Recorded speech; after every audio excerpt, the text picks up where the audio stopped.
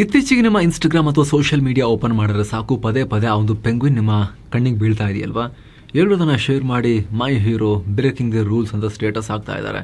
ಅಷ್ಟಕ್ಕೂ 2007ರ ಆ ಒಂದು ಹಳೆ ವಿಡಿಯೋ ಈಗ 2026ರಲ್ಲಿ ಯಾಕೆ ಇಷ್ಟೊಂದು ವೈರಲ್ ಆಗ್ತಾ ಇದೆ ಅಂತ ನೋಡೋದಾದರೆ, ಸುಮ್ಮನೆ ಯಾವುದೋ ಫನ್ನಿ ವಿಡಿಯೋ ಅಲ್ವೇ ಅಲ್ಲ, ಇದರ ಹಿಂದಿರೋ ಸ್ಟೋರಿ ಆಳವಾಗಿದೆ.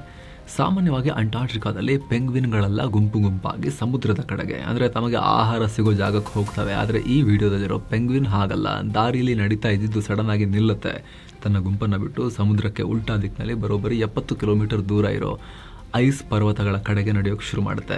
2007ರಲ್ಲಿ ಬಂದ encounters at the end of the world ಅನ್ನೋ ಡಾಕ್ಯುಮೆಂಟ್ರಿ ದೃಶ್ಯ ಇದು. ಇಂಟರ್ನೆಟ್ನಲ್ಲಿ ಜನ ಇದನ್ನು ನೋಡಿ, ವಾವ್, ಇದು ಸೈಕಲ್ ಬ್ರೇಕ್ ಮಾಡ್ತಿದೆ, ಇದಕ್ಕೆ ಅನಿಸಿದ್ದನ್ನು ಮಾಡ್ತಾ ಇದೆ, ಇಷ್ಟ ಬಂದಿದ್ದು ಮಾಡ್ತಾ ಇದೆ, ರೂಲ್ಸ್ ಫಾಲೋ ಮಾಡ್ತಿಲ್ಲ, ಡು ನಾಟ್ ಕಾನ್ಫಾರ್ಮ್ ಅಂತ ಹೇಳಿ ಮೋಟಿವೇಶನ್ ತಗೊಳ್ತಾ ಇದ್ದಾರೆ. ಆದರೆ ವಿಜ್ಞಾನಿಗಳು ಹೇಳೋ ಸತ್ಯ ಬೇರೆ ಇದೆ. ಪೆಂಗ್ವಿನ್ ತಜ್ಞರಾಗಿರೋ ಡಾಕ್ಟರ್ ಐನ್ ಲೇ ಹೇಳೋ ಪ್ರಕಾರ ಇದೊಂದು ಡಿಸ್ಓರಿಯೆಂಟೇಷನ್ ಅಥವಾ ದಾರಿ ತಪ್ಪಿಸಿರೋ ಸಂದರ್ಭ.